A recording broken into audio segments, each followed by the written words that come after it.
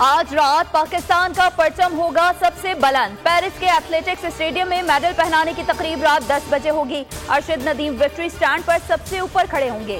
Fatih athlete को तलाए तमगे से नवाजा जाएगा। स्टेडियम में सिर्फ पाकिस्तान का तराना गूंजेगा। इस मर्तबा भारत का कौमी तराना नहीं होगा।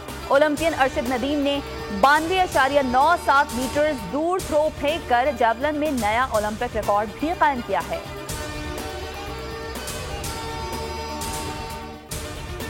शाबाश अरशद नदीम। पाकिस्तान के javelin throw legend Arshad Nadeem के लिए वजीर आला पंजाब मरियम नवाज की जानिब से 10 करोड़ रुपए इनाम का ऐलान। वजीर आला ने कहा कि अरशद नदीम ने गोल्ड मेडल जीतकर कौम को जश्न आजादी का तोहफा दिया। मियां चुन्नू में अरशद नदीम के नाम पर स्पोर्ट्स सिटी बनाने का भी ऐलान।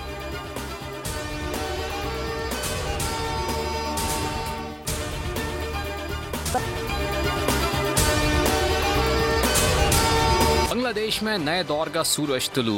अबूरी हुकूमत के सरबराह डॉक्टर मोहम्मद यूनुस ढाका पहुंच गए। एयरपोर्ट आमद पर पहले खिताब में आप दीदा हो गए। कहा वापस ढाका आकर खुशी महसूस हो रही है। ये भी कहा कि हसीना वाजिद को महफूज रास्ता देना हिमाकत थी। डॉक्टर यूनुस ने कहा हमें अपनी आज़ादी का तहफ़्फ़ुज़ करना और अमन कायम करना है। भारत अपनी खारजा पॉलिसी पर नजरसानी करे। साजिश के तहत बांग्लादेश में अक़लियतों पर हमले किए गए। इससे बचने के लिए हिकमत अमली बनाना होगी।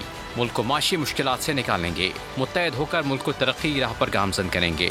डॉक्टर मोहम्मद यूनुस और काबीना पाकिस्तानी वक्त के मुताबिक आज शाम 7 बजे हल्फ उठाएंगे। उधर बांग्लादेश में जिंदगी मामूल पर आने लगी। तालीमी इदारे, गारमेंट्स फैक्ट्रियाँ दोबारा खुल गयी, जबकि सड़कों पर ट्रैफिक भी दमा है। सब्सक्राइब करें और बेल दबाएं ताकि कोई खबर रह न जाए।